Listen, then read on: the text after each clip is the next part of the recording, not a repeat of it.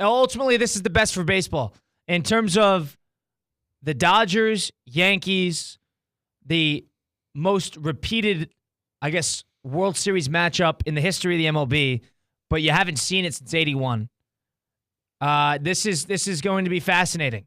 Now you got two teams that they play like 6 times in the '50s when they were in Brooklyn, New York, and then all of a sudden they went back and forth a little bit, late '70s, early '80s. This is a team, both teams that have perennial success in terms of getting to the postseason, always top of the line in the regular season, always got the highest payrolls, always get the biggest players past 15 years, and they never run into each other. This is going to be a huge, huge series, and all of Japan is going to watch it. Theo Dorsey, before this on Theoretically Speaking, was talking about how the NBA is overtaking the MLB. Are we sure about that? Are we sure about that? NBA's got a little more of a social media appeal. But in terms of people tuning into the product, what they're going to watch, MLB is going to do way better than the NBA. It does way better than the NBA. It has done way better than the NBA. Traditionally, has done better than the NBA. That, to me, is a little much. The brands are bigger than the NBA, but baseball triumphs in terms of must-watch television. People don't tune in the NBA. Nobody cares. Not anymore. And I'm with you on. I feel like ever since the Leonard series, ever since the Kawhi Leonard Toronto Raptors against the dying dynasty of Golden State, and that only did $15 million. Now, we were looking through it. Baseball has had, I think, 8 games since 2000 that have done over $25 million. Basketball, NBA, 3. Game 7, 2013. Game 7, 2016. Game 7. I'm missing it. Lakers, Celtics. The third time around when Lake won in 7. Kobe. So those are the only 3 that went over $25 million. Baseball, and only one went $30 million, is that 2016 Cavs game, which is one of the best games of NBA games of all time, if not the best this century at least. Baseball did $41 million that Cubs Guardian series. It did 30-something million in the early 2000s with the Rangers Cardinals. Baseball at its peak, when it has the right teams in the mix and the right storylines, blows the NBA out of the water in terms of people tuning in. So Theo said that like it was gospel. NBA's got a bigger brand, socially, culturally maybe, but more people watch baseball. And this is the series they're going to watch. I mean, last year with the Diamondbacks and the Rangers, I feel like it was an afterthought.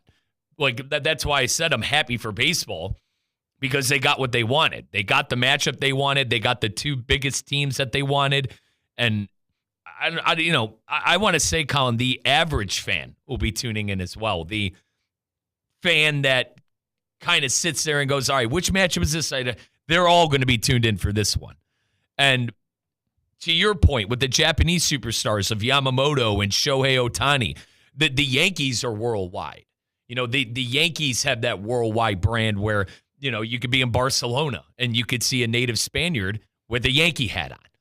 They have that brand. They have that logo. I expect this to do great. I expect this to be a good series as well. I think that's another big thing. I told you, I don't think anyone else in the AL could have put a good effort like the Guardians did other than the Guards. But let's be completely honest. These 2 teams could be split down the middle. On one side, you have Soto, you have Judge, you have Stanton. And on the other side, you got 2 MVPs in Shohei Ohtani and Mookie Betts. So I think the Yankees advantage pitching for now. We'll see what Garrett Cole is going to be able to do. We'll see what Rodon is going to be able to do. Now, Cortez Collin is probably going to be on that roster. I wonder if he starts a game. I wonder how much he plays. Maybe he comes out of the bullpen. But I think this is going to be a wicked good series, and I can't wait to watch it. Yeah, we'll do some breakdown later in the week when the actual games come about. But in terms of star-studdedness, like you mentioned, I don't think we've seen a series, at least in 10 years, where there is this amount of a star-studded game in front of us. Maybe Red Sox-Dodgers, but that was a terrible series. It was. And that Red Sox team was one of the best MLB teams this century. Think about it. The biggest star on the American side of things, Judge. The biggest international star, Ohtani. You have Betts, who's right in the mix, the top-selling jerseys. Juan Soto. Freddie Freeman. Cole.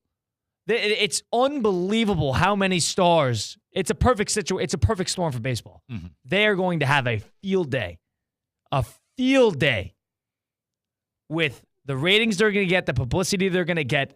It's going to be the most watched in 10 years, at least. I'm very excited. I think this is better than a New York. New York fans would argue. And actually, C-Cat, I'm interested to hear what you got to say, partner. Would you, as our household Yankee guy, would you rather have seen the Dodgers or would you rather do the Subway Series? Selfishly, I'd like the Subway Series. Because you think it'd be easier, right? No, I just know more Mets fans in life, so that's easier conversation. But for the greater good, it is L.A. versus New York, for sure. Yeah, and Colin, you astutely brought up, too, that this has been a series that dates back to, what, the 40s? Yeah, before that. Yeah, I mean, they shared a city. Yeah, Brooklyn and New York. So this has got a lot of history to it. They're going to do a good job. Thank God we're not dealing with those godforsaken TBS broadcasts anymore, or FS1. We got finally World Series baseball. That's going to be on Friday, first pitch, 8:08 in LA. Should be a whole lot of fun. We'll get into that